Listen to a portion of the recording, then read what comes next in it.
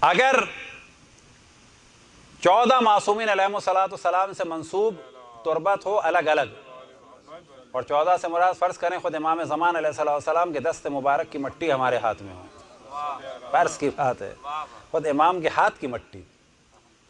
اب وہ ایک فارمولہ بڑا اچھا بنایا جا سکتا ہے، تھوڑی تھوڑی لے کے سب کی ایک الگ بنا لیں تو الگ بات ہو گئی وہ تو آئیڈیل ہو جائے گی.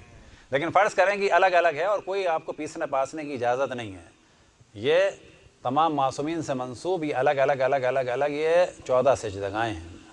کس پہ ثواب ہے زیادہ؟ معصومین کس پہ چاہتے ہیں زیادہ؟ امام حسین کی تربت کا اہتمام. ان 14 میں سے اگر آپ نے امام حسین کی تربت کو منتخب فرمایا تو تمام معصومین کی خوشنودی اور ان کی خواہش یہی ہے کہ اس پہ سجدہ کرو.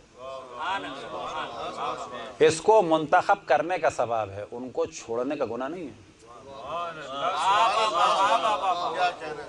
اور جو اثرات اس میں ہیں وہ کسی میں نہیں ہیں، وہ سب کی ملا کے بنا لیں وہ آئیڈیل ہے، لیکن جو اثرات اس میں وہ کسی میں نہیں ہیں. ان میں سے کسی کی مٹی کو بھی کھانا ایک ذرہ بھی حرام ہے، لیکن اگر اجازت ہے تو کس کی؟ صرف قبر مطہر امام حسین سے منسوب مسور کی دال کے برابر خاص اہتمام اور احترام سے. صلوات پڑھیں بر محمد والے محمد.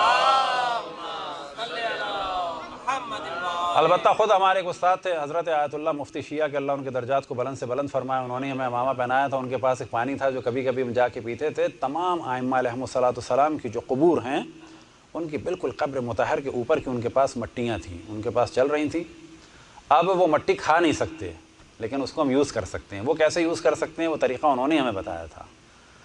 وہ پانی میں ڈال دیں، مٹی نیچے بیٹھی رہے گی، پانی پیتے رہیں، تو مٹی کھانے کی حرمت سے بھی بچ جائیں گے اور پانی بھی متبرک ہو جائے گا. صلوات پڑھیں بر محمد والے محمد.